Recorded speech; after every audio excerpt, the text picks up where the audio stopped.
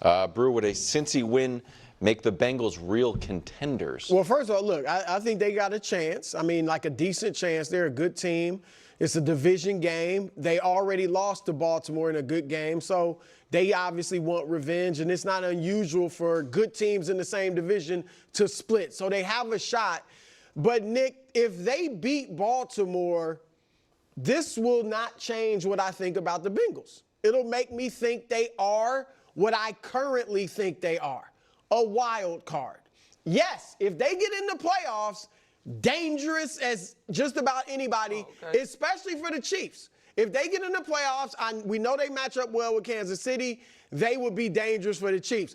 But they would only be 5-5. They would be a team that's only got one win over a team with more than 2 victories. They would be the same team that lost to New England, that got throttled by Philadelphia, and that couldn't stop the Washington Commanders offense even one time. My point is they're up and down. They're a roller coaster, to use your phrase, with Josh Allen. So I just would think, look, they could lose one more game. They could still lose a couple more games and maybe not even make the playoffs. But if they get in, even with the bad record, even if they lose to Baltimore, if they get in, I'll still think they're dangerous. So here's the thing, Brew. This is predicated on if they win tomorrow. If they win tomorrow, you said they could be dangerous for Kansas City. They also would be pretty dangerous for Baltimore.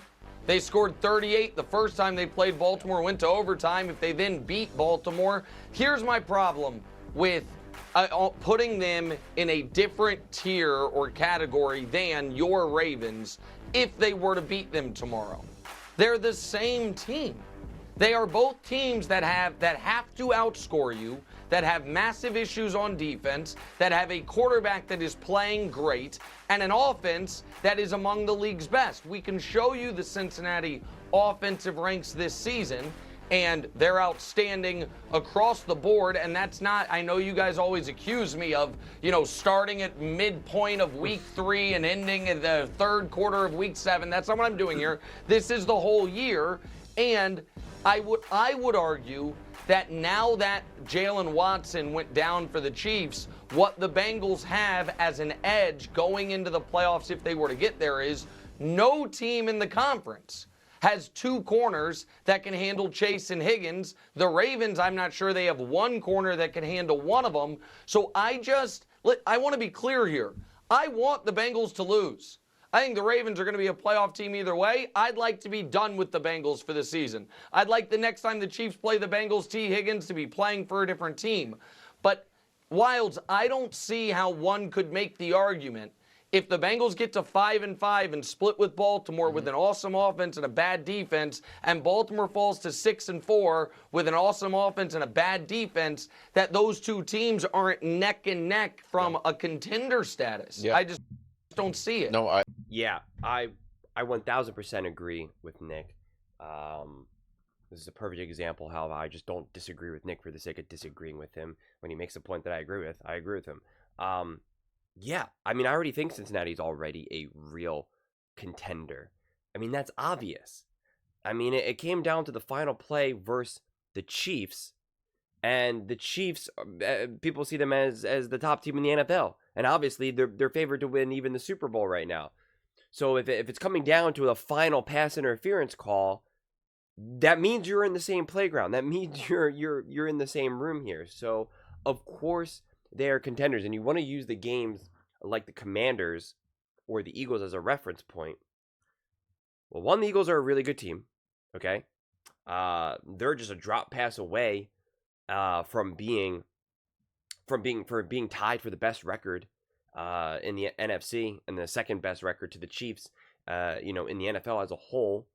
And not to mention, right, they lost to the Bucks. They were decimated by injuries, so people use that as a reference point to try to be like, oh, Philadelphia is really not that good, when in reality they are.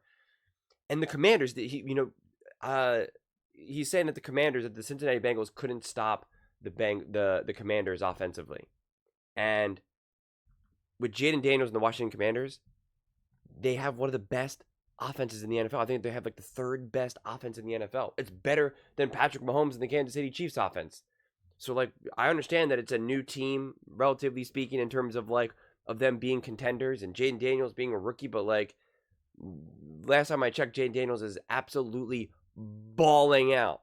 So just because the Cincinnati Bengals have unfortunately been on the wrong side of some tough battles, it doesn't automatically make them not a contender. I truly believe you could lose every single game in the NFL and still be a contender, right? If you lost every single game by like 1 to 3 points and it just so happens that you could not be on the right side of that, I could still think that you're actually a really great team, and it was just unfortunate that that's the way the ball bounced, and it just happened every single game, which obviously is incredibly unlikely. But it's just to drive the point that you can't just look at the record and void of everything else. And again, if we think that the Baltimore Ravens are a legitimate contender, it's Brew's Super Bowl pick. When they're just a 1 win away and they split with them, how would that then not make the Cincinnati Bengals a contender? Also, saying that they're dangerous but not a contender, how does that make sense? I don't understand. Like, what is the difference then? What is dangerous versus contender then? You think that they could beat the Kansas City Chiefs or beat the Baltimore Ravens in the playoffs, but then they can't win a Super Bowl? Like, I don't understand. It doesn't make any sense. So, if you're dangerous and you're a contender, you can't put it any other way than that. So, can Cincy win make them real contenders? Absolutely.